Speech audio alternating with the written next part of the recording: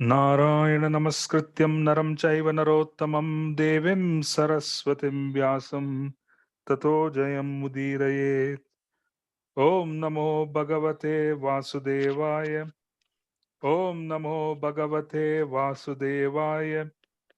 Om namo bhagavate vasudevaya.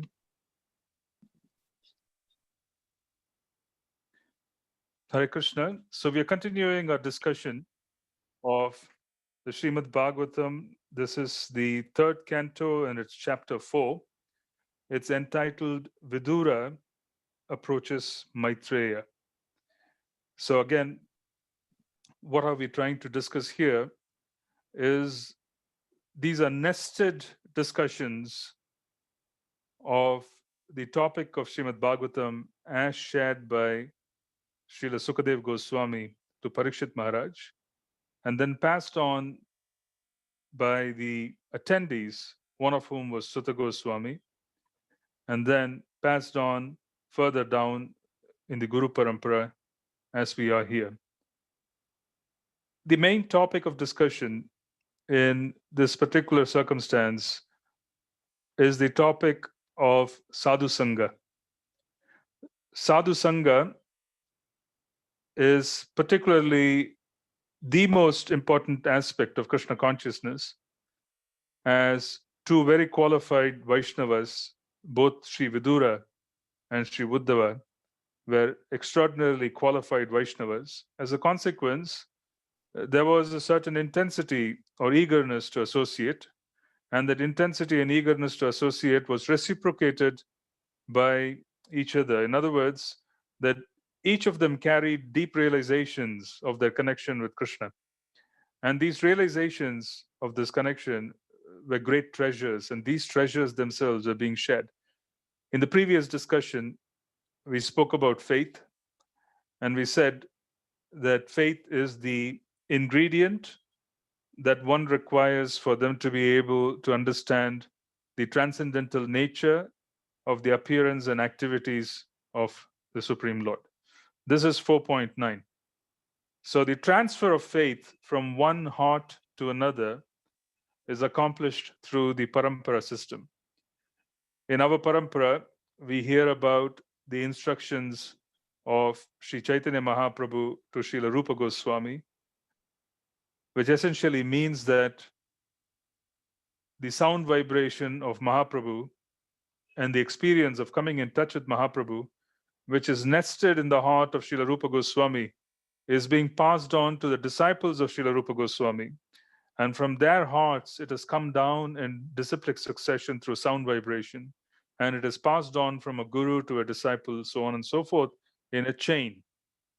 And one has to realize that this whole aspect of faith is a matter of experience. It's a matter of experience. If someone has very deep experiences of a specific topic, then their faith in that particular experience is so deep because they've had factual experience. Their senses have come in touch with that particular topic of discussion. They have observed and had praman. Praman means proof. Praman means proof. Praman means authority. Different contextual references of the use of the word praman. And praman is required, and the first praman that is required is pratyaksha. Pratyaksha means to be able to come in touch with faith with our senses. So, along the disciplic succession, there have been those who have come in touch with Krishna directly. They've experienced the Lord directly. And as a consequence of experiencing the Lord directly, they have been able to transfer that experience through sound vibration, through disciplic succession. So that is pratyaksha. Yeah. That particular pratyaksha praman, which is proof, when it is transferred to disciplic succession, it becomes shabda praman. Yeah. It is shabda. Pratyaksha becomes shabda because someone has a direct experience, and because they have a direct experience, they're able to convey the direct experience through sound vibration, and sound vibration has the ability to lodge itself in the heart and create faith as it moves along, depending on who is conveying it and their depth of realization. So sound vibration is very important. So Srila Prabhupada chanting Hare Krishna Mahamantra in Tompkins Park in the early 60s, the mid 60s, when he first went to America, to New York City. In that particular time, Srila Prabhupada chanting Mahamantra means that the sound vibration was passed on. It was already spoken, he passed on the sound vibration. That sound vibration caused faith in the hearts of those who attended the first chanting, which was not very elaborate, but he came in touch they came in touch with the sound vibration. It is very important also that historically, in there have been references where the early disciples of Srila Prabhupada, or those who came in touch with Srila Prabhupada in New York City in the 60s, they weren't able to comprehend Srila Prabhupada's accent because he had a very heavy Bengali, or rather Indian accent, and that Indian accent was not very comprehensible to the American devotees. But yet, the importance was not so much in terms of the accent or how the words were conveyed in terms of how they sounded, because Srila Prabhupada's faith was direct faith. He had already witnessed the pastimes of the Lord. He was already in touch with the Lord. And as a consequence, that faith was carried in the sound vibration. It was passed on in disciplic succession. It was passed on to the devotees who first attended, that they did not need to understand each and every word, but they were transformed because they were open minded and they were able to receive the knowledge. They were open minded and they were able to receive it. And as a consequence, there, the sound vibration entered into their hearts and established itself, and they were able to accept the authority of Srila Prabhupada very easily, even though some of his words were not very comprehensible, in the sense that they couldn't fully understand, either the language or even the complexity of the subject matter, because they were not fully exposed to it in the past. They were not exposed to anything of this kind in the past. But faith began because there was sound vibration. Now, the point is that this faith that we are speaking about, that faith that we are talking about, has the ability to dislodge our conceptions of who we are. This is very important as well. And this goes back again to our philosophy, the discussion that we've had in the previous sessions, that the false ego, and what is ego? Ego is nothing but an identity. It is an identity that we have established for ourselves. It is false because it is associated with the body and the extensions of the body. That which is false means the level of truth in that particular identity is extraordinarily low, because that is going to be transient, it is going to change. Even if one were to claim that they're going to live for 100 years, which is somewhat of a very long lifespan, even that lifespan is extraordinarily insignificant in the larger context of time. So it becomes a sat. So our activities, because of the temporary nature and because of the time span that we spend, is called asat. It has a lot of asat in it. It is not sat. Sat means eternity. Sat means the truth. And truth should not change. It is not malleable. And truth is not relative in terms of being applied in one circumstances while you can't apply it. Truth is truth. It's basically going to be conveyed in its substance, and it is carried forward for centuries, perhaps eons. So in that sense, the ego becomes false ego when the identity assumed is temporary. That's why you use the word of false ego. Does it mean that we shouldn't have an identity? The answer is no. We are working towards an identity. But we are working towards an identity that has the ingredients of eternity very firmly established in it. So we are working with an identity that is eternal. We are working with the object of love that is eternal. This has nothing to do with the temporary body. It has nothing to do with designations. It has nothing to do with any of our normal circumstances that we go through in our life, which also establish identities. So tomorrow you become employed by an organization and you are a professional who works for that organization. Now, there is a false ego associated with that organization and yourself, because you have particularly branded yourself as an employee, and that identity is false. Even though it is true, it is still false because it doesn't last too long. Even the best of jobs become nightmares over a certain period of time. People very enthusiastically join organizations. I remember the time in during the financial crisis in 2007, 2008, and there were many interviews conducted of employees of Bear Stearns and Lehman Brothers. These are all very big banks that collapsed in New York City. And then they were all basically, they had this identity. And I used to work in the financial district, so I'm very familiar with how this identity works. And they were all very, very enthused with this whole concept of being associated with a large organization, branding themselves as an employee, and branding themselves of, being of a certain designation within that organization, and building a life in that particular organization. That is their whole, I think this is their whole existence. This is basically what life is meant to be, because that's the training, that is education, that's the what you would call as the inspiration in the peer circles and people who have been in the family and your classrooms. This is basically how they are. So for them, the collapse of the organization, which is particularly the only identity they had in this world, is an extraordinarily devastating experience because they don't have any other identity. All they have is the false ego.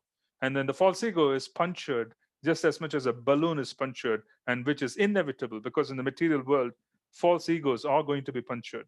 False egos, by their very word, means that they are not going to exist because there is no Sat, there is no eternity. It is Asat, and as a consequence, it is going to be destroyed. It's just a matter of time.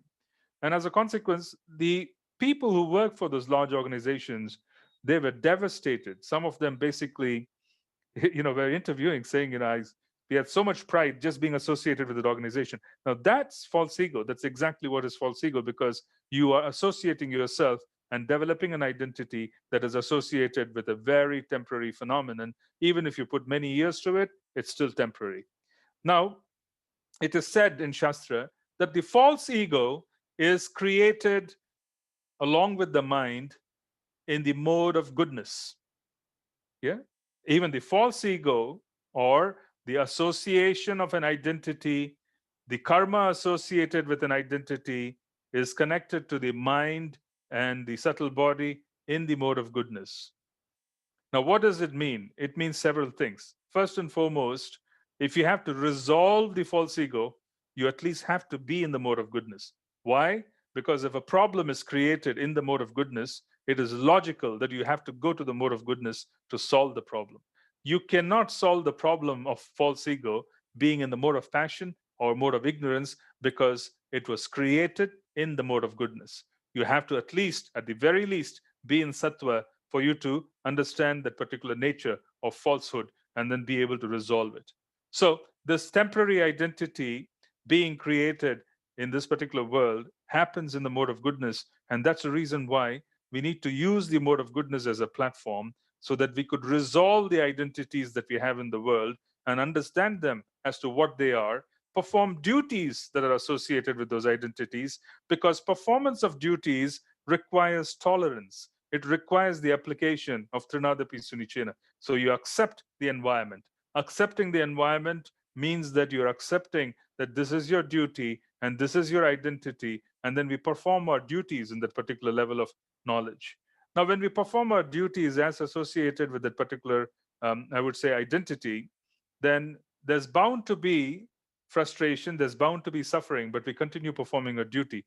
Through this frustration, through the suffering, one would develop deeper level of knowledge. They would understand that there's falsehood. They would understand that basically there's a certain temporary state, and this temporary state has to be traversed, it has to be overcome. This is true because those who lose their jobs during the crisis, those who lost their jobs during the crisis, for them, the devastation and the suffering, these were not devotees. These are basically people who are mundane, but I'm just giving an example that suffering, that devastation is matter of understanding and developing knowledge that they're associated with something temporary. So the false ego basically getting smashed down is simply the falsehood and the asat being smashed down, and that basically causes great suffering. That is why in the Bhagavad Gita, the very first chapter is devoted to observing the mental suffering of Arjuna due to his false ego, representative false ego. In other words, he doesn't have false ego because he's associated with the Lord in eternity. But at the same time, he's been put into the circumstances. And what we notice in the first chapter of the Bhagavad Gita is simply mental anguish and suffering on account of the various identities that Arjuna had created for himself in that particular journey, all of which were going to be challenged, all of those were going to be destroyed, they were going to be put to the test in that particular battle. Now, what needs to be understood is that as Arjuna was trying to basically gain knowledge and there was great suffering, this allowed him to develop detachment, because from suffering there comes knowledge, and from knowledge there comes detachment. So one develops detachment after going through experiences. So if you do not allow the experience to give you that knowledge, then it becomes a challenge. So, for instance, in the modern world, there are many relationship challenges. People who are married, they want to give up the marriage, they want to move on. And these giving up of the marriages is also done on account of suffering. But then, when that suffering requires that you give up on a certain circumstance and you want to move and then you want to find a new partner, then you quite haven't digested and learned what you had to learn in that particular relationship, because then the object of tolerance, learning from their experience, becoming detached, and finally in the subsequent birth, not developing such samskaras of wanting to get bound and conditioned in this world, will never develop. So that is an unfortunate circumstance when we do not allow ourselves to learn from challenges that are being posed to us in this particular world. So our false ego basically is going to be challenged, and we are going to die. What does it mean? There has to be the death of so many different identities that we have practically associated ourselves with. We have to die to live. You can't really live without dying. This is the truth, because the falsehood has to be that you have to be deal with it. You have to deal with it as you would in being able to grant itself the time to destroy itself. Let it go through. Yeah, let it go through. Let basically the false ego be destroyed so that we are able to go through the experience, and then we are able to live. This is the journey of the sadhaka.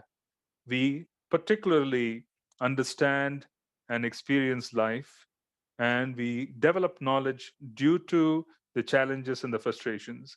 We tolerate the circumstances, and accepting life and then tolerating the circumstances gives us vairagya, it gives us detachment, and then comes greater knowledge, and we're able to pursue our devotional service eventually. But what it does is it breaks down our notion of falsehood.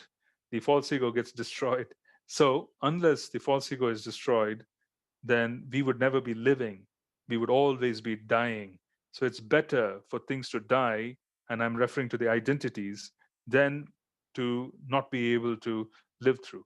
So when we start aspiring for life, when we start aspiring for life simply based on the falsehood, simply based on the false identities, simply based on making arrangements superficially based on the false identities, then we are cheating ourselves, because we are not living. We are simply dying. Why is it? It's because that particular aspect of a life is immediately going to be put to test sometime or the other. So, as a consequence, one needs to be very, very grave in understanding that the false ego has attached itself to the mind in the mode of goodness.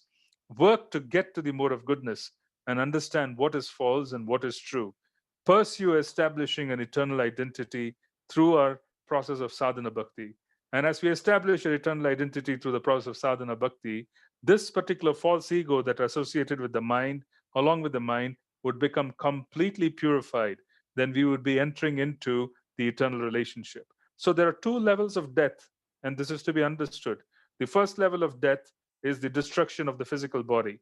Everybody knows that the physical body gets destroyed, but not many people know that the subtle body also needs to get destroyed. Yeah? The physical body gets destroyed, but the subtle body also needs to get destroyed, because that's also made of matter, and it carries the notion of identities over several lifetimes. So the association of falsehood with the mind is far more problematic than the association of the physical body. And the reason is it is very sublime, and it can only be seen in the mode of goodness. Only in the mode of goodness can we really appreciate what is true and what isn't. And as a consequence, even that needs to basically be challenged at some point. So, this is the process. The process of sadhana bhakti is the establishment of an eternal identity. And when we establish the eternal identity, the subtle body is also released. The subtle body is also purified. We are losing both the gross and the subtle body. And what exists is the free Atma, which wants to unite with the Lord in service. And as a consequence, We are able to look up on ourselves in our identity in the spiritual sky. This is the process of sadhana bhakti. The idea is to disassociate the mind from falsehood by purifying the mind, and then the mind itself ceases to exist. There is no sankalpa vikalpa for advanced devotees. They do not go through the challenges of wanting something and not wanting something, or accepting something, rejecting something, accepting something, rejecting something. This is a mental phenomena which occurs in the mode of passion. If you go into the higher levels of the mode of goodness, where passion and ignorance do not touch upon the mode of goodness overwhelmingly, they are imperceptibly situated in consciousness. At that level, the devotee does not suffer from the challenges of the mind. Yeah, there is no disturbance. When one is doing japa, you will not hear the mind talking along with japa. They will only hear the names of the Lord, because the mind has quietened down, it has disappeared, it has practically become non existent in terms of its ability. The soul becomes fully vibrant, and the soul takes over, and the soul is managing. The charioteer is being directed by the passenger. It is not so much that the reins of the horses are drawing the chariot here and there. It is basically the charioteer, the intelligence, that has practically taken over. The intelligence is sharpened by coming in touch with sadhus and shastra, and the soul now becomes fully in charge. And the soul's identity of being associated with the Lord is actual living. So one has to die before you live. And the death of what is called falsehood is absolutely necessary. And the process of sadhana bhakti is such that you can achieve all of these while existing in a physical body. You do not have to leave the physical body. You can dissolve your false ego whilst being in the physical body and develop the true ego of being the servant of Krishna, which is real ego, which is my real identity is to be a servant of the Lord. There's really nothing else. It is not the false ego of being associated with this body, associated with a certain position, associated with the temporary nature of material existence. All of that is false, because even if it is real, it's only temporary, it's not eternal. But then when I establish my eternal identity, then there is no subtle body. So there are two levels of escape from the material universe. The first level of escape from the material universe is the destruction of the physical body. The senses should stop troubling us. This is the first indication. If the senses are troubling us, we are still in the first level of existence. The senses, which is the human body, should stop troubling us. We shouldn't be bothered by the pangs of the senses. This is the first level of understanding as to whether we are free or we are not free. If we are that level, then that is gross anartha. These are like the big rocks that have to be removed. It's, as they're strewn around and that need to be cleansed out. Then the next level of cleansing is subtle, and these are disturbances caused by the mind. Yeah, these are disturbances caused by the mind because they are very subtle. So someone would desire, for example, fame. They would desire name. These are very subtle. They are not necessarily the sensual pangs that are felt by defective senses, pulling upon the devotees, what I would call as mind, and distracting the soul from its objective. This is on a different level. This is basically fame. It is very, very difficult to recognize, that there's something going wrong when it comes to the subtle level. It takes years and years and years to understand subtle attachments because you can't even see them. So we continue working on ourselves. So this is basically the process of anartha nivritti, where the gross irregularities and the gross problems are thrown out. Then one becomes free of the gross body, which means they've crossed over to some level. And then comes the subtle body. The subtle body also needs to be freed, and you can experience it through japa. If there is a litmus test for what is to be experienced and what is not to be experienced, look at your japa session and you will know what is going on. Because during the japa session, those attempts would tell you what is the problem. You'd be able to diagnose challenges during the japa session. So this is very practical for you to make an observation. Now, for many of us, we did not even recognize the different components, such as the mind, intelligence, soul, etc., before we came into Krishna consciousness. But if you spend a couple of years in Krishna consciousness, one is able to understand, oh, this is my intelligence. Oh, this is my mind. This is the body. Because by the coming in touch with Harinam, our intelligence is sharpened. By coming in touch with Shastra, Sadhu, we become more knowledgeable. As a consequence, we are able to discern the different components in which we are existing as a soul. Like a chariot, you're being able to understand the different aspects of the chariot. The senses are the horses, the reins are the mind, and then the intelligence is the charioteer, and then you are the passenger. Now the passenger is fully in control, but both the subtle and the gross bodies, you have to kick them out because they are not basically very comfortable being kicked out. You can kick out the gross body by austerities, then you purify the subtle body, but for that you need to come to the mode of goodness. Slowly, steadily, you come to the mode of goodness, and then you are able to basically manage that as well.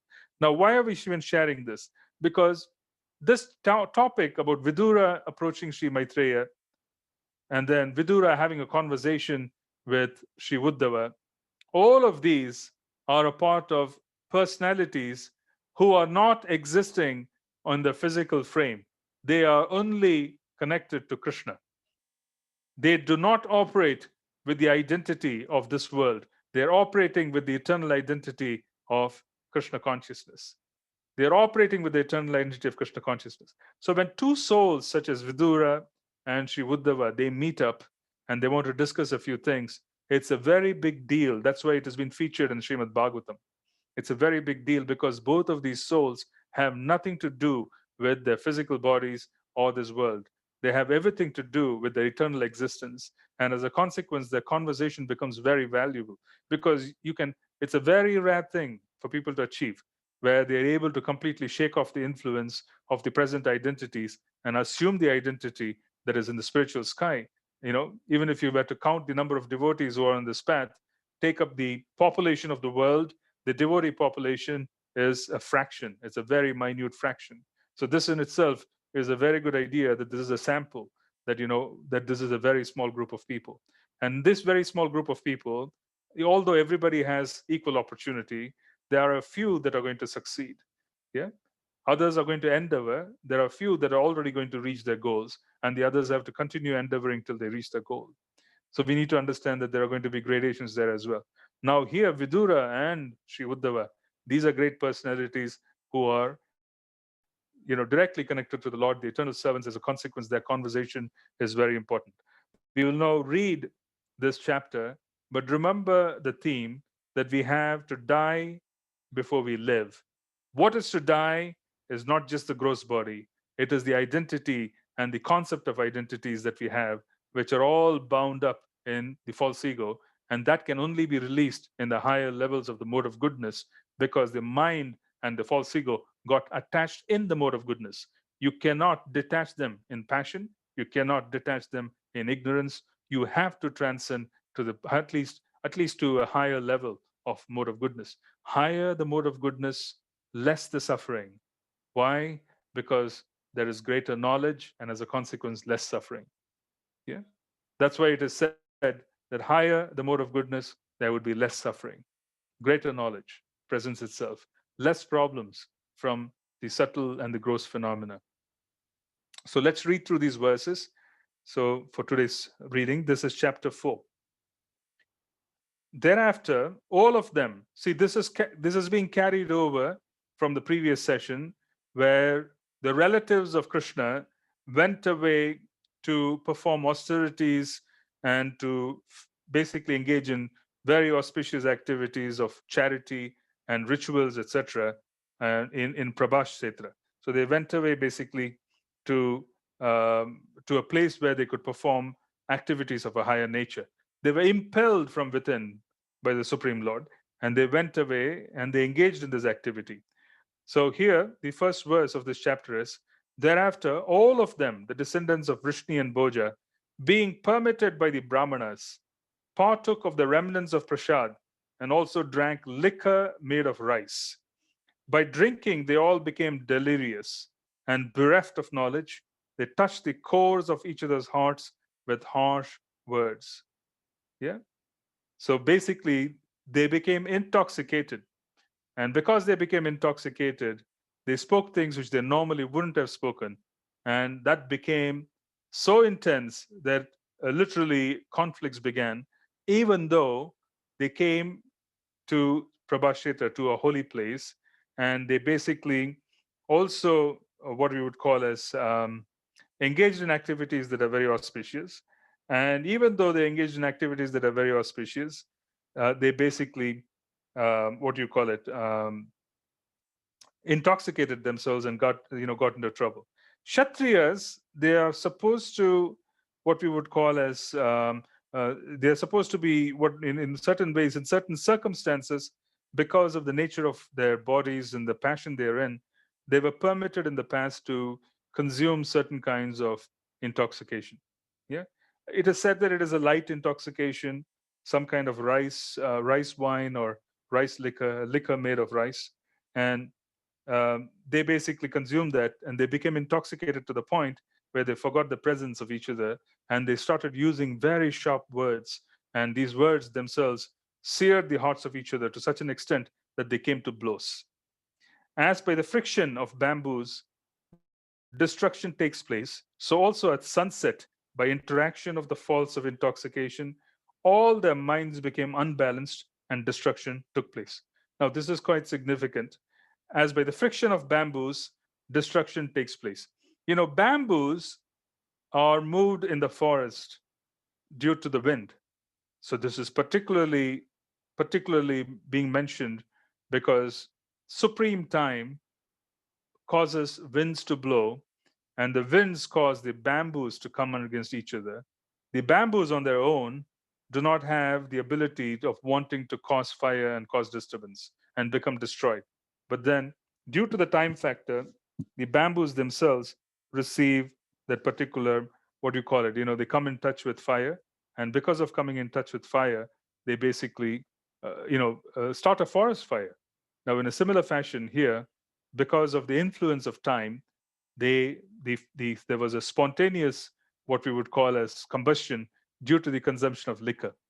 It is also being mentioned here that it happened at sunset. What is significant about sunset? Sunset is significant because that is the appearance of time of Lord Rudra. Lord Shiva, appears in the horizon during sunset. You see that during the three different times of the day, there are actually four. There are three different times of the day, junctions of sunrise, sunrise, noon, sunset. At sunrise, the Gayatri mantra is for Lord Brahma. Basically, it is one of the Trinity, the Gunavataras. So it is called Brahma Gayatri. In the middle part of the day, during noon, it is called Vishnu Gayatri. In the evening, it's Rudra Gayatri. Because these three particular times, early morning is the time which is associated with the Gunavatara of Lord Brahma. The afternoon period is associated with Lord Vishnu, and then the evening is associated with Lord Rudra. So there's creation, maintenance, and destruction. So there are three different, what we would call as junctions of time during which the Gayatri is performed, and the Brahmanas basically engage in ritual and pujas. You can literally find that happening in different temples as well. So there's Mangalarti, there is then afternoon Arti, then you can have evening Arti, then in the night there is Shayan Arti. So there's a particular order, and during the evening time, it is the appearance of Lord Shiva. He comes in the horizon. So prayers done during that time are associated with the Gunavatar of Lord Shiva. Now, in that particular context, what is being seen here is that during his appearance, these Yadus and Vrishnis, they were intoxicated, which became disrespectful to Rudra. So that sunset period becomes very significant because that is a time when destruction can happen.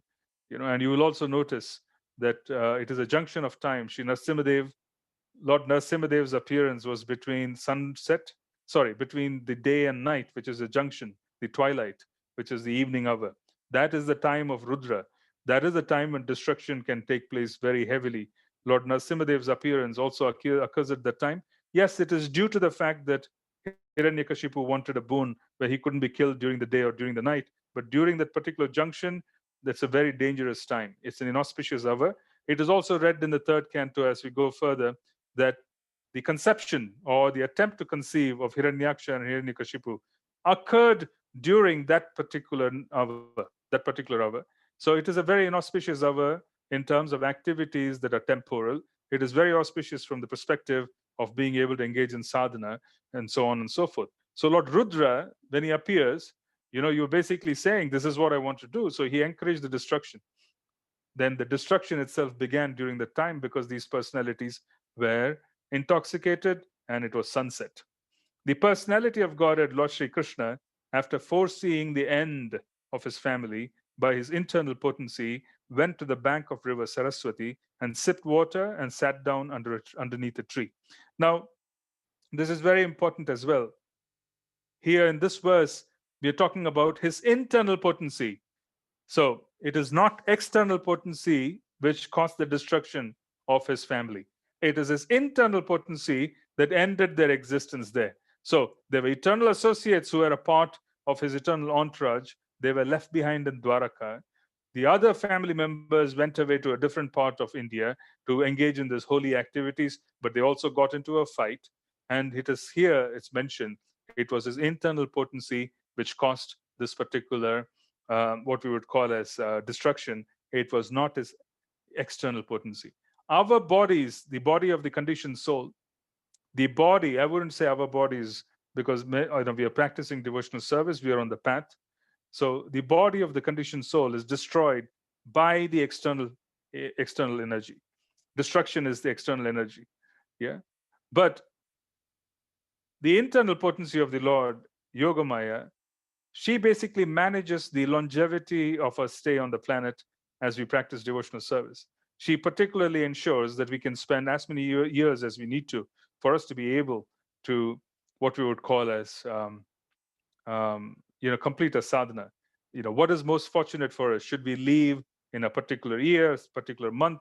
All of these is being managed by the internal potency of the Lord, not the external potency. So the journey of the devotee is managed by the internal potency, Yoga Maya. External potency is Mahamaya. This verse is saying his clan, the Vrishnis and the Bojas, they were particularly put through destruction through the internal potency, not the external potency. The Lord is the vanquisher of the distresses of one who is surrendered unto him. Thus, he who desired to destroy his family told me previously to go to Badrikashrama. So, Sri Uddhava was asked by Krishna to go to Badrikashrama. Badrikashrama is where the incarnations of the Lord, Naranarayana Rishi, and their followers exist. So there's basically a very, very auspicious, extraordinarily potent, I would say, site for great spiritual advancement. And Sri Uddhava was asked by Krishna to go there. And the rest were basically distributed. They were sent to a different place altogether. So some were sent to Prabhasha, some in Dwaraka, and some, like Uddhava, went away to a different place altogether. Yet, in spite of my knowing his desire to destroy the dynasty, O Arindama, Vidura, I followed him because it was impossible for me to bear separation from the lotus feet of the master. Thus following, I saw my patron and master, Lord Shri Krishna, sitting alone and deeply thinking, taking shelter on the bank of river Saraswati, although he is the shelter of the goddess of fortune. Yeah. So here, if you notice, every verse and every sentence is about the identity of Sri Uddhava associated with Krishna. Uddhava may have other identities, but all of that is temporary. This is the eternal identity. So when a conversation about the eternal identity of a soul who is very closely associated with Krishna is occurring with another, then that conversation is particularly auspicious to our sisters as well. And I was wanting to say that this is what we are basically talking about. When we talk about and when we converse about our relationship with the Lord, and when we're moving forward in devotional service, we are investing in life. And when we are spending an enormous amount of energy trying to manage the other identities beyond what is required, then that is investing in death simply because all those other identities are going to perish. And literally, for us to be able to transcend and for us to be able to associate and to understand and to serve the Lord, even as a matter of a gift of sadhana bhakti, as we proceed further, the death of the subtle body is going to occur. And then there is going to be life. Yeah. So, what do we mean by the death of the subtle body? The mind and the intelligence, none of those have the ability to dictate terms to the soul. The soul will have complete freedom. The body will not be demanding attention, even though it can demand attention. Even a sick body, someone could sit in a very sick body and they could accomplish great many things because it's just incredible. I had this experience yesterday. We had some repair people come home here in Vrindavan, and there are two pictures of my Guru Maharaj. One of these pictures is from 2004, August, and then the other picture is from 2005, April. In 2005, April, this was 2 months before he left for the spiritual sky, he looks much, much younger than the 2004 August picture. But between August of 2004 and April of 2005, he developed cancer. One of his feet, lotus feet, were amputated. They diagnosed him with very high sugar diabetes. Every part of his body was racked with cancer. There was bone cancer, name it. Every form of issue developed between 2004 August and 2005 June. And there was a picture of 2005 April, where he looks so much younger. So this person who was a repairman, he was asking me, are these two different people? Who is this and who is that? And I told him they are the same person. And this is few months before, and this is few months after. But this one, which is after, in April of 2005, is when he was very, very sick. I remember visiting him, and he was telling me that I'm actually far more sicker than you think I am. Because you can't make out that he's sick. How is this possible? Because his body was dying, there's no doubt. His body was getting destroyed, but the more and more his body was getting destroyed, the eternal spiritual self was coming forth, and as a consequence, he was living a lot more than he was dying. In reality, he was living a lot more than he was dying. You see? So he practically was, his whole theme was to die to live. And as a consequence, he was living a lot more than he was dying. So there's a big transition that when you look at him in 2005, 2 months before he left his body, he looks much, much younger, and he looks so powerful, even though he was extraordinarily sick and he was dependent on everybody for the most basic of tasks. But he was basically a very, very, effulgent and so very young. There's a big difference in these two pictures. It's quite extraordinary. And this is basically the theme that I was wanting to bring forth, to understand that one has to die to live. But what is going to die is the temporal identity. And that can only happen in the mode of goodness, because it was created in the mode of goodness. Get to the mode of goodness, then we have greater control and understanding what's falsehood and what is true. So when we are coming in touch with Harinam and we are increasing our consciousness, when we are in the platform of goodness, then we have the ability to reject falsehood with a greater level of force and accept what is true to a greater level of, what I would call as our abilities. And as a consequence, we live then. So real life is to live eternally. And that can happen whilst being in one of these bodies that are getting destroyed by the second. The more our identity of eternity is established, greater is living, the less dying. Yeah. The body itself, as much as difficult it may be for us to exist, if there is a greater spiritual involvement, you would see that it doesn't really bother us. So it's a matter of being able to evolve. So it's quite interesting. So here, every verse is about the eternal identity of Uddhava had with the Lord. The Lord's body is blackish, but is eternal, full of bliss and knowledge, and very, very beautiful.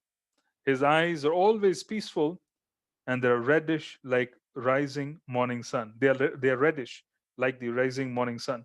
I could immediately recognize him as the supreme personality of Godhead by his four hands, different symbolic representations, and yellow silk garments.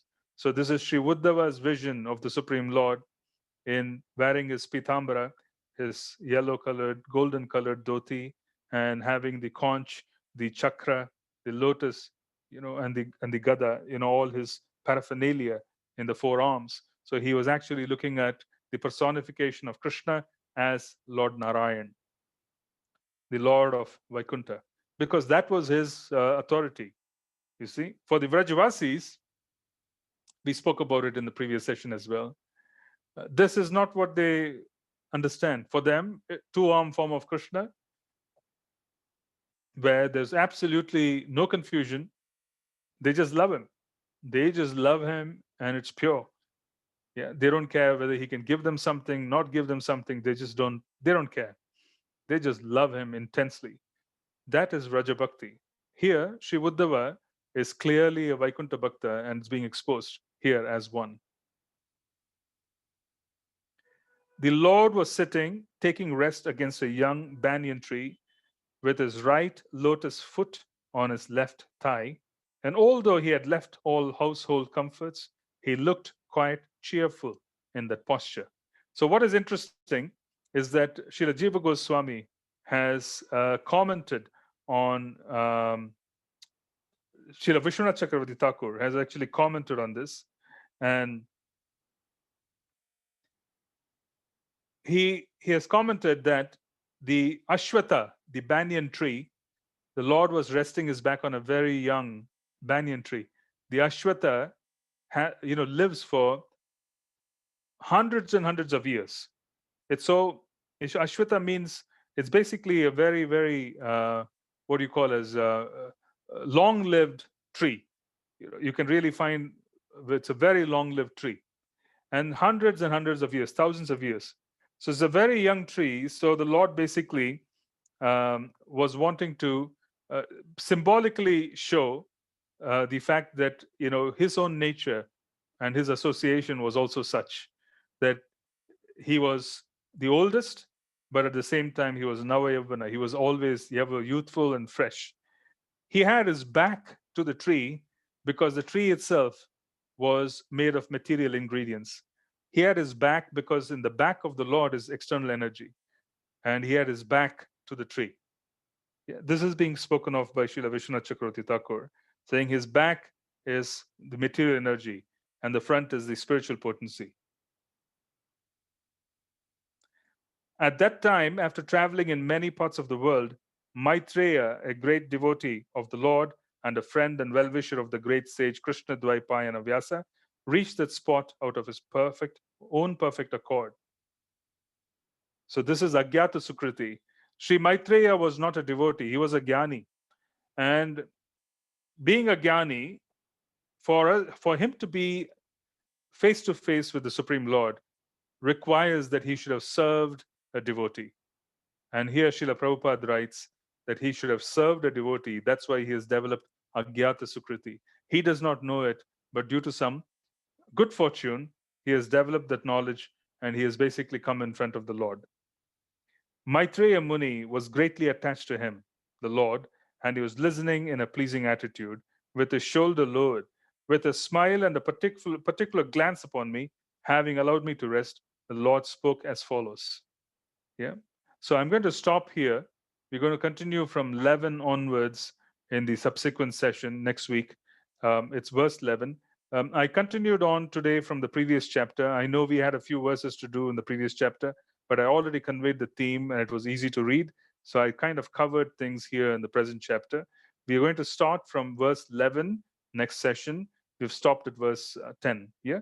So here Krishna begins speaking to Uddhava and to Sri Maitreya Rishi. And this is basically a conversation that Rishi Vidura was very eager to hear. Yeah. So we'll stop here. I'll see if you have any questions, then we can take those questions. And the fundamental theme that I wanted to focus on was the fact that there's a necessity of wanting to focus on our eternal relationship. And the more and more and more we focus on the eternal relationship, the more alive we are. And the less and less and less we are a part of what is temporary. So, in one sense, as the false ego of the temporary connections are resolved due to coming to higher levels of consciousness, and a greater emphasis is laid upon our eternal relationship with Krishna, then we are dying, but we are living. And for us to live, we need to die. That's very important. And for us to live, which essentially means that we need to basically embrace life, and real life has to have the ingredients of Sat, Chit, and Ananda. then the aspect of giving up on falsehood has to also be very consciously done. And this is accomplished as we go higher and higher in the mode of goodness. It is accomplished in the process of anartha nivritti. Anartha nivritti is all about being able to give up passion and ignorance, and to be able to be situated in higher modes of goodness, and to be able to experience our identity with the Lord and be able to serve Him in that identity. And as we serve Him in that identity, and that identity is being reinforced, we are actually living. Until then, to the extent to which we identify with this body and we'll exist in this world, we are actually dying because we are associating with that which is associated with destruction. So I'm going to stop here and see if you have any questions or comments. We have around 20 minutes or so if you have questions or comments.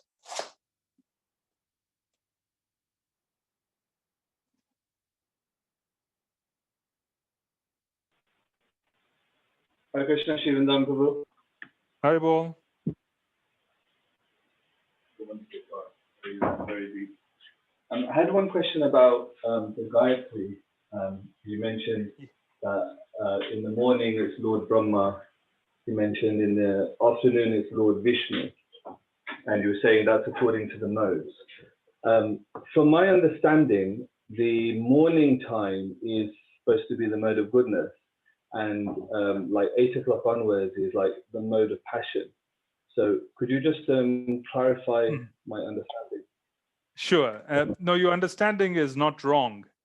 Basically, the idea is that early in the morning, the guna avatar who is present and who engages in the activity of creation is Lord Brahma. Creation requires the mode of goodness for intelligence to function.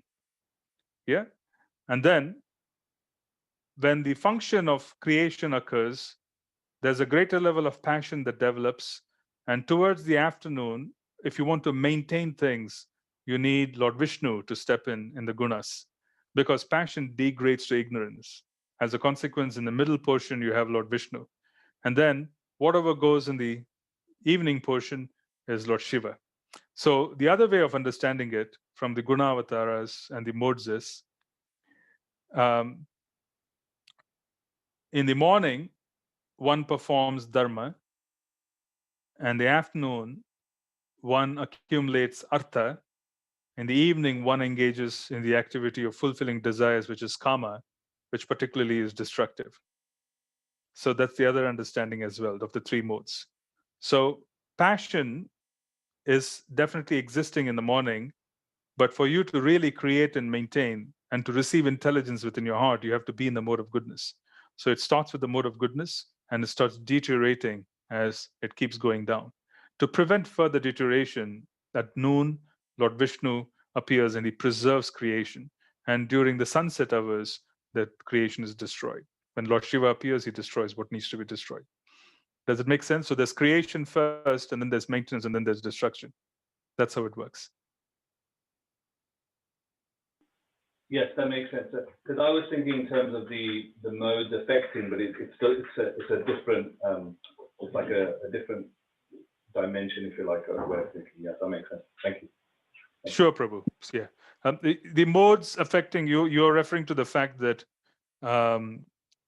you're saying the mode of goodness predominates in the morning, and as a consequence, one should expect Lord Vishnu to dominate sunrise. Is that? I think that's where you're going for. Yeah, I think that's particularly your. I think you're coming from that angle. Yeah, that's your understanding. In reality, for one to operate in the process of creation, that dharma has to exist in the mode of goodness. That's why it starts with the mode of goodness, yes, and then maintenance requires Lord Vishnu to step in the afternoon, because then you have the ability to prevent destruction, and then finally the passion descends into mode of ignorance. So it kind of changes that way as well. So I understand where you're coming from.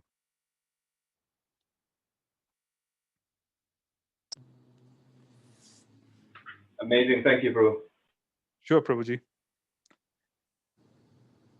Any other question or comment?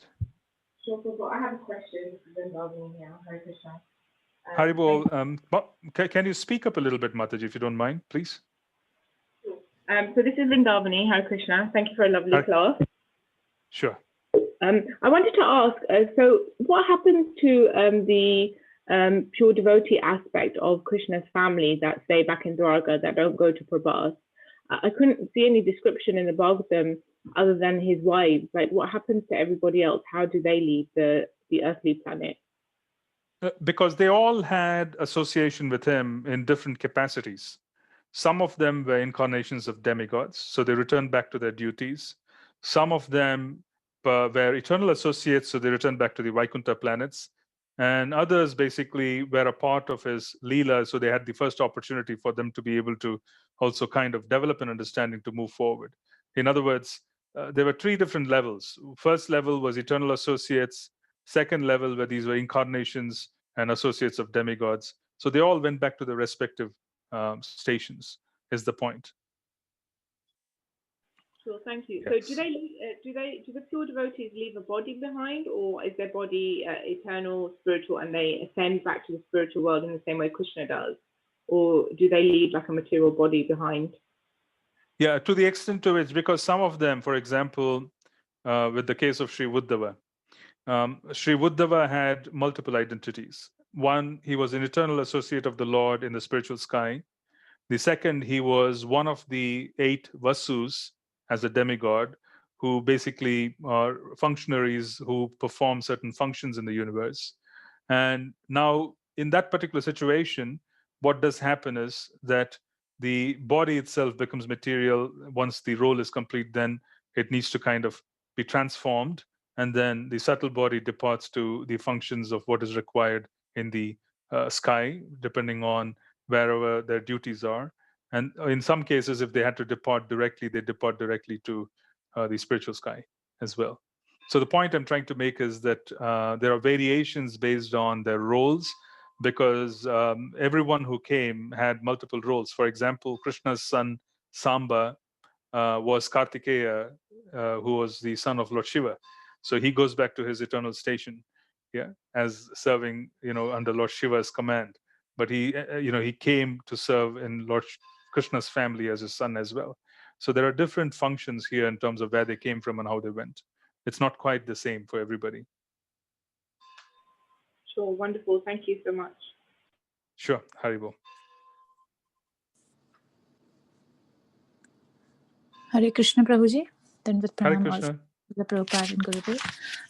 Prabhuji, I have question on the mode of goodness. I heard somewhere that as devotees we should not also aspire for mode of goodness, because that also leads to some reaction.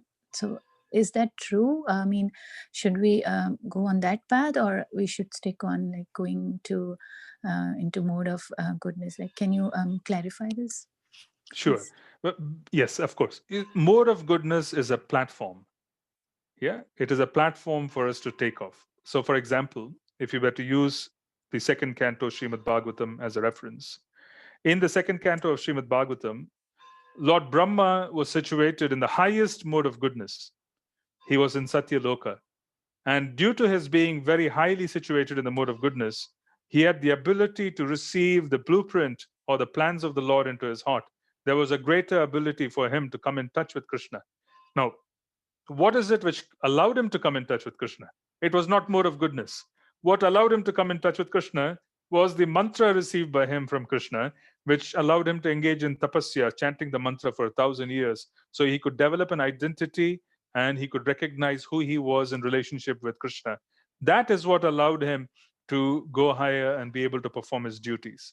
So 2 points to make. One, we need to be in the mode of goodness for us to take off. So strategizing for being in the mode of goodness is absolutely necessary, because in the mode of passion, there's great danger. So there's really, when we use the word nashta prayeshu, abhadreshu in Srimad Bhagavatam, abhadreshu refers to passion and ignorance. So we are saying we want to be free from passion, we want to be free from ignorance, so that we could come closer in understanding our eternal relationship with the Lord. So we are not really targeting the mode of goodness, but we are targeting the mode of goodness because we have found it to be an efficient platform. It is more like saying that you need to get to Newark Airport for you to take a plane, for you to get to Delhi, for you to come to Vrindavan. Does it make sense? You have to get to the airport at least for you to take off. Yeah. So in that context, mode of goodness becomes very important, because then you have the ability to do things without being bothered. So, for example, as we go higher, or rather go through the process of anartha nivritti, then higher and higher and higher, and lesser and lesser and lesser anarthas. What are anarthas?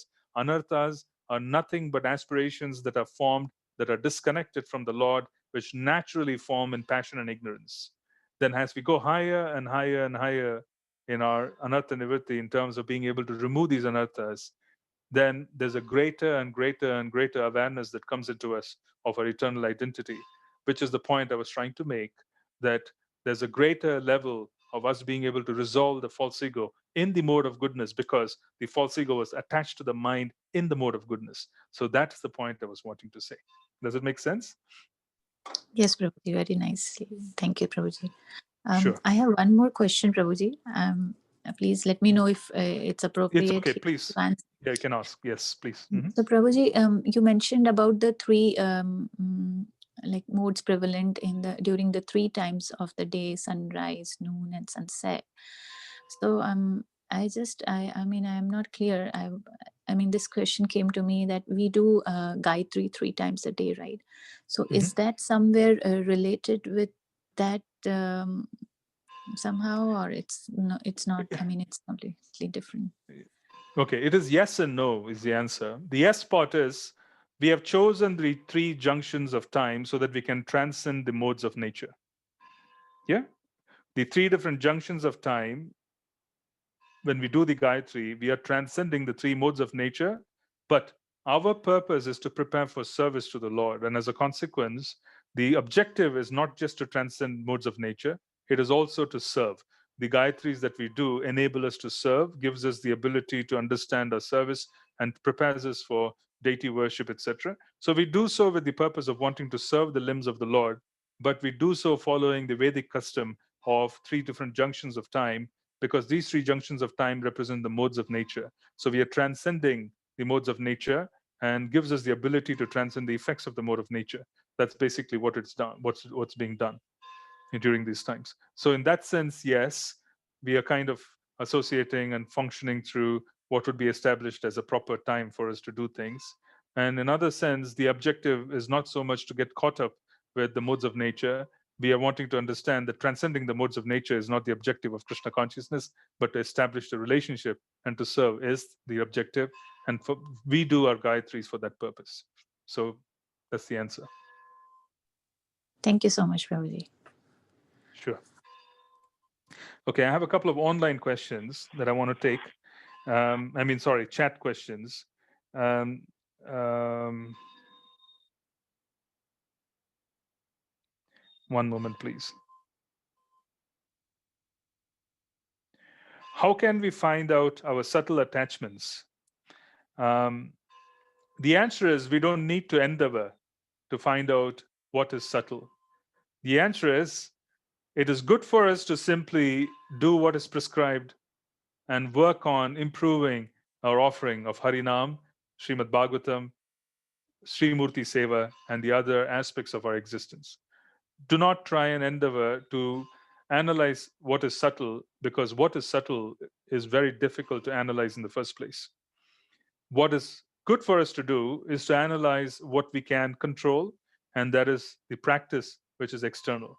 So it's easy for us to see that if I have some subtle attachment of listening to some kind of song, something like that, but it prevents me from getting up in the morning and doing a japa, then it's easy to see that those attachments are not working for us, because it's not helping me with what's required for japa. So it's always better to focus on what can be measured in terms of success. What is measurable in the life of a devotee is not how they feel. What is measurable in the life of a devotee is what they do despite how they feel. So in that sense, you constantly endeavor to give our very best regardless of the circumstances of the body, mind, etc. So in that sense, we don't really want to pay too much attention to what is subtle, because it can be confusing. The second part, Krishna might sometimes give us intelligence. Yeah, we don't want to say that it doesn't happen. He can give us, absolutely can give us intelligence to understand our attachments. But it doesn't mean that we should endeavor towards understanding subtle attachments, because by nature, they're difficult to comprehend. Um, when we make new types of recipes for Bhoga for the Lord and then accept it, does this also come under the umbrella of sense gratification? Absolutely not. Yeah, it depends on whom we are making new recipes for. Are we making new recipes to please the senses of the divine couple, or making new recipes because we don't really like to eat the same thing again and again? So it always matters in terms of what your intentions are. So perhaps a close examination of why we are doing things could come in handy. But eating prashadam is the way forward. So we should never call it sense gratification unless it interferes with japa, which means you eat so much that we can't wake up, or we eat so much that we become sick and we can't serve. So all of these austerities, Ekadashi fasting, all the things that we do, if it does not culminate in service, phalena parichayate, then it is definitely simple waste of time. Yeah, it has to happen in such a way that we are able to measure it against what is properly required. It doesn't mean we frivolously cast away rules, regulations, etc. It simply means we understand that it should aid us. So nothing wrong in honoring, enjoying what is being given to us by the Lord after He accepts it, but we should definitely endeavor to find out why we are making so many different things. Are we doing it for ourselves, or are we pleasing the Lord? If we are doing it for the Lord, then definitely wonderful. With the intention to preach, when we reach out to others, how can we protect ourselves from developing any subtle anarthas like name, fame, adoration, etc.? This is basically subtle. Again, this is name, fame, adoration is a subtle anartha. Recognition is a subtle anartha. We live in a world of preachers where we recognize ourselves as being good or bad by the number of YouTube hits. So this is very attractive in terms of thinking that maybe I should work on increasing my hits, the YouTube likes and dislikes, whatever it is, which is considered to be a metric for understanding how successful we are in reaching out to the world. It could be very attractive, but I think what is more important to us is of wanting to work on ourselves, which means, again, japa. If I keep emphasizing japa, it's because that is the yuga dharma. There really isn't any way out. If we don't want to fall into an illusion thinking there's any other way out other than harinam. There really isn't. That's the only solution, and that's a solution that's being approved by the Lord. So we just can't go and say that there's some other solution. So I am saying, always use japa as a benchmark, because you will always be right if you can improve japa. So can we protect ourselves? The idea is that you chant. That's what you need to do to protect ourselves. And we also need to find out why we are doing what we're doing. That's how we protect ourselves. Focusing on service and focusing constantly on the outcomes is important for us. It's very important for us. We do not want to focus on the benefits. We want to focus on the outcomes. Sometimes the outcomes could be distracting, and we might start thinking and strategizing based on that. How do you resolve it? That was the answer that I was giving you. Focus on your japa. You will find that we are always right. That's what we need to do as preachers. Can you please repeat the explanation for Krishna's chariot again, please? The explanation for Krishna's chariot is basically, the chariot is considered to be the body. And this is not Krishna's chariot, it is actually the body. And in Sankhya philosophy, we call the body the chariot. The horses are the senses, the sense of smell, sense of sight, sense of taste, sense of hearing, sense of touch. These are the senses. So the horses sometimes can go completely out of control. How do you control the horses? You control the horses through the reins. So for the reins basically are analogically connected to the mind, because the mind is supposed to be able to hold on to the reins, hold on to the horses. When can the mind hold on? It can only hold on if the senses are purified and the mind is in the mode of goodness. Then it has the ability to listen to the intelligence. Intelligence is the charioteer, and the passenger is the soul. So the description of the body analogically is, horses are the physical body or the senses. The reins is the mind. The charioteer is intelligence, and the passenger is the soul.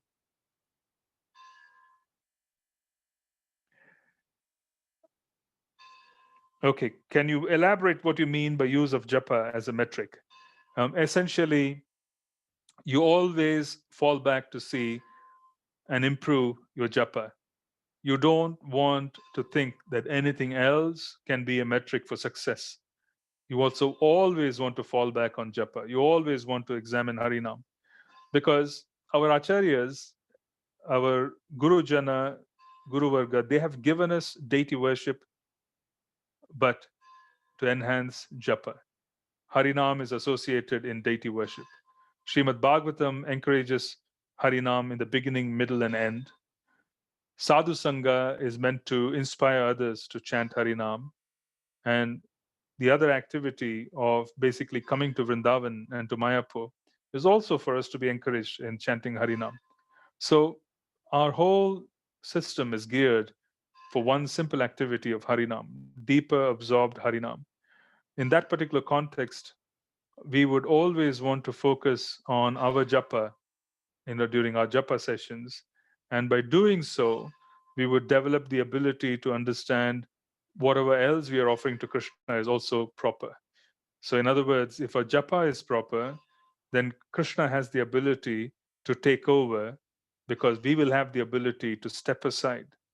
Preaching and success in preaching is about learning to step aside so that Krishna can use us as an instrument. Learning to step aside and the ability to step aside requires very strong japa. That is the only way one will have the ability and the humility to step aside so that Krishna can take over. It's very, very important. As prasadam is a very important tool for preaching, sometimes we tend to make prasadam as per preference for the audience. Can we take this thought as correct, as the ultimate goal is to make devotees, or is it not correct? Absolutely. Someone was sharing with me, yeah, it was His Holiness, I forget his name, Maharaj, who comes, he is from the UK. I'm sorry, I have to apologize. I don't remember his name, but I was having a conversation with him, and he was mentioning how in the early days in the UK, perhaps in the rest of the world, the puris were fried and they were put into corrugated boxes with portions so that the puffiness of the puris will not diminish. That was the amount of care which Srila Prabhupada inculcated in the devotees. They used to cook prasadam in such a way that the puris that used to puff up, they used to remain puffed up. So that it was impressive. Then they used to cook halwa with ghee to the point where it used to be extraordinarily rich and very good to taste. So there was tremendous emphasis on making the food very, very rich, because it had to be palatable to the meat eaters. As a consequence, they made it very, very rich. So there was a lot of focus during Srila Prabhupada's time on prasadam. And so absolutely, we should design prasadam based on the souls that whom we want to attract. Not everybody is going to be attracted to what we offer. So we want to start with what is appropriate for preaching, and then the context of who is eating, what would they appreciate, and then the presentation. We would never want to forget Srila Rupa Goswami's words of seva unmukehi jihva ado. All seva has to start with the tongue. So we need to purify the tongue with Krishna Prasadam, allow them to hear kirtan. This should be the only objective when we're dealing with newcomers. Yeah. This would prepare them to hear some philosophy, and we could assist them as we go along. But this is basically how we have to operate. So yeah, I can't disagree with that at all. Someone is asking, how do you do japa properly so it helps cleansing our mind? Proper japa, and I have to keep it very simple and straight. Proper japa is for us to be able to hear the words of the Mahamantra very clearly. Focus on hearing. Focus on hearing each and every word. That is proper japa. So you could whisper and you could hear. Yeah, or you could speak a little bit more audibly and hear. Both of these are acceptable. All right. I can perhaps take one more question if anybody has one. Hare Krishna Prabhu, this is Hemagopika Das. Please Hare answer Krishna. Jai Shri Prabhupada. Jai Shri Prabhupada. I have a comment and then a question, Prabhu. You said that if we do not allow us to undergo the challenges that we face, the samskara that we shouldn't develop such tendencies will not develop further. So thank you so much, Prabhu, for that point. And then I have a question here. You said that the gross body can be purified through austerities, and then the subtle body can be purified by slowly and steadily coming to the mode of goodness. So can you please a bit elaborate on purifying the gross body through austerities, practical application? Yes. Also Practical the subtle body. Yes, Prabhu, please. Sorry, didn't mean to cut you off. The practical application is Ekadashi fasting. If you increase the quality of your Ekadashi fasting, what would happen is that your senses and your mind would become free of the afflictions of being rooted on this planet. Ekadashi fasting particularly helps us to become derooted from this planet. It's very important. We form very deep roots. That particular aspect of derooting us and removing us from this planet is done by Ekadashi fasting. Now, during such fasting, if you're strict about it, what would happen is the body would become completely subservient to the mind, and the mind would become subservient to the intelligence, and the desires of the soul can be implemented. So that is one austerity that I definitely would emphasize on, because that would help one to de-seed themselves from this world. Yeah, it is very important. Now, the second part to it is in terms of, I believe your question was on subtle purification. Can you repeat your question on the second part? Yes, Prabhu. Yes, subtle purification. Yes. Yeah, subtle purification is simply japa, coming in touch with japa, coming in touch with Harinam. Yeah, because that, as simple as it sounds, believe it or not, as simple as it sounds, the complexity of our mind and complexity of our intelligence on this planet is such that devotees, after spending a few years in this movement, start thinking that there has to be something far more complicated than chanting japa for them to succeed in Krishna consciousness. But I can assure you that real advancement is to come to realization that what's been given to them by Prabhupada is really what they actually need, and that needs to be done very nicely. So the point I'm trying to make is that if we understand that the bead bag and the japa part is practically the way out of everything, then we will focus on it, and that is all we need. Everything else is centered around improving upon that particular practice. Yeah, we don't need to really work on the subtle part. We need to work on our practice of japa. That is more important, because these improvements on the subtle part are very difficult to measure. And the gradations of improvements are also very difficult to measure, simply because they are subtle. Sometimes we may feel we are advanced, while in reality we may not be. And sometimes we may feel that we are not advanced, while we'll actually be at a level which is much higher than where we were last year. And as a consequence, the new level seems harder. Yeah. And this is basically what it is. You're like scaling a peak. When you're scaling a peak, you could just come to a level which is harder, which is much, much more steep. It doesn't mean that your work hasn't paid off in the past year. It simply means you're at a new level, and it requires an extra bit of effort. So understanding the subtle part is very difficult. What is important is for us to just work on improving our sadhana. That basically is what is going to work for us on the subtle side. Thank you so much, Prabhu. Thank you. I have one more question. Can I ask, Prabhu? Yes, please, go ahead. Okay. If one has much inclination towards japa rather than doing Shri Murti Archana, is it like committing any offense at the lotus feet of the Lord? No, the inclination is not. To be honest, it is not. There can be taste for japa, and there may not be taste for deity worship. The inclination is not offensive. However, the worship of the Lord, Srimurti Seva, is particularly very helpful with japa as well. It does not. So the point I'm trying to make is half an hour, 45 minutes of Srimurti Seva can help immensely with the japa session if that's done properly. Okay, Prabhu. Thank you so much, Prabhu. Thank you so much Hare, for the wonderful words. Hare Krishna. Hare Krishna. Hare Krishna, Prabhu. Hare Krishna, Ravindra. Haribo. Bro, if you don't mind, Prabhu, 2 minutes, Prabhu, I have some questions. Yeah, go ahead, please. How to identify this Rudra Gayatri time, Prabhu, like this evening time? I've been hearing that, I heard somewhere that we should not eat and sleep also during that time. Along with that example is the right Hiranyakashipu should not Correct. have sex. Yes. So is that true that we should avoid eating and sleeping also during that time? Well, basically, what we do is that there is what we would call as pravritti of what not to do, and then there is what you should do.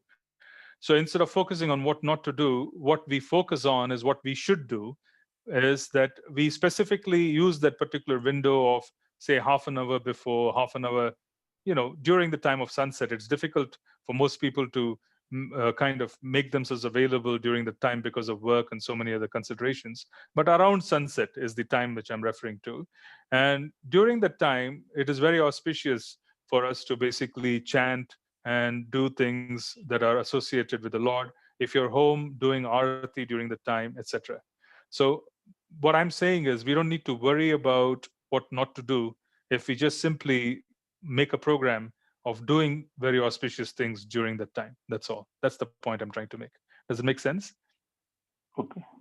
Yes, Prabhu. It's a common practice that evening people will eat snacks, even we eat at home.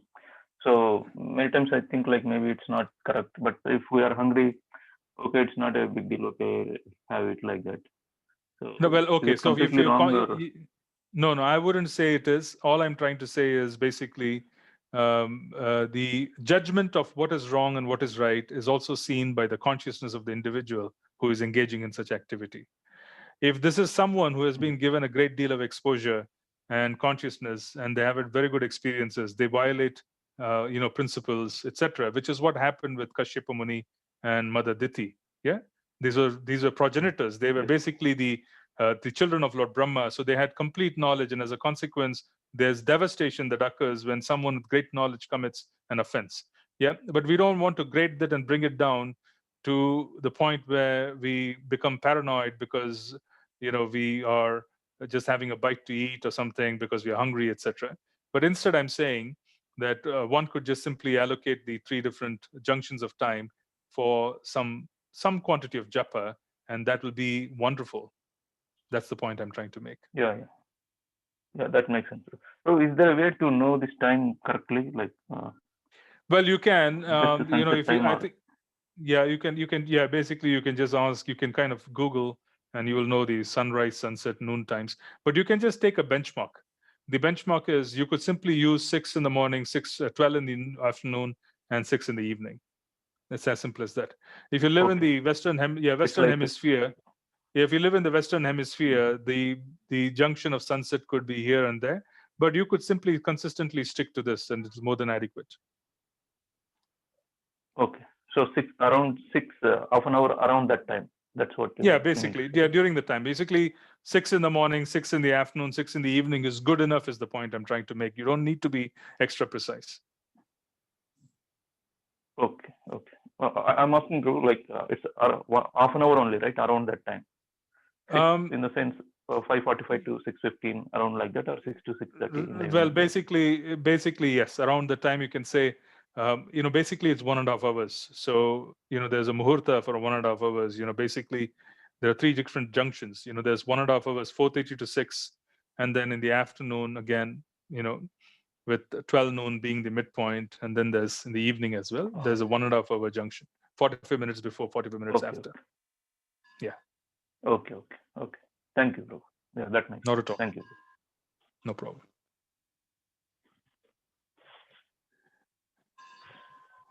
All right. So I think we'll end today's session here.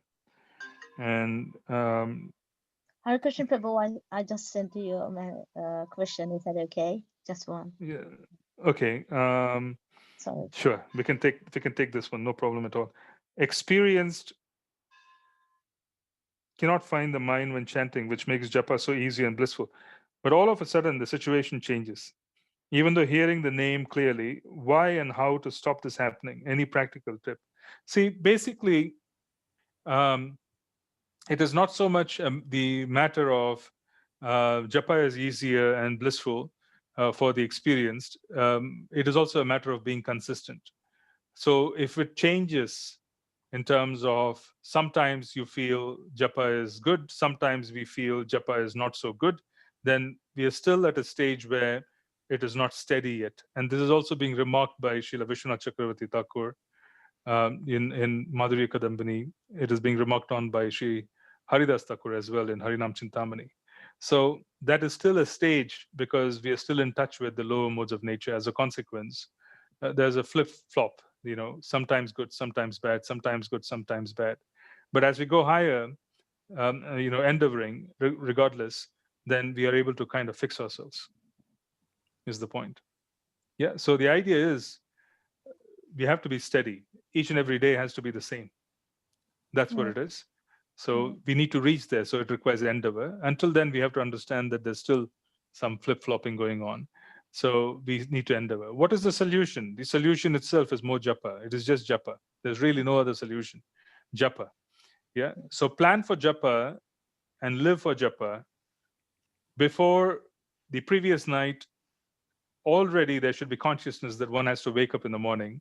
So when you're going to eat, when you're going to go to bed, when you're going to wake up, all of these, when it starts focusing on japa, then Harinam and Nama Prabhu, the Lord in his name, will assist us because we have made him the focus of our life, which is what is required. We need to basically start centering ourselves, saying, okay, I need japa time, so I need to work on the japa. I need to work on japa. I need to do this. I need basically trying to adjust to the japa time rather than anything else.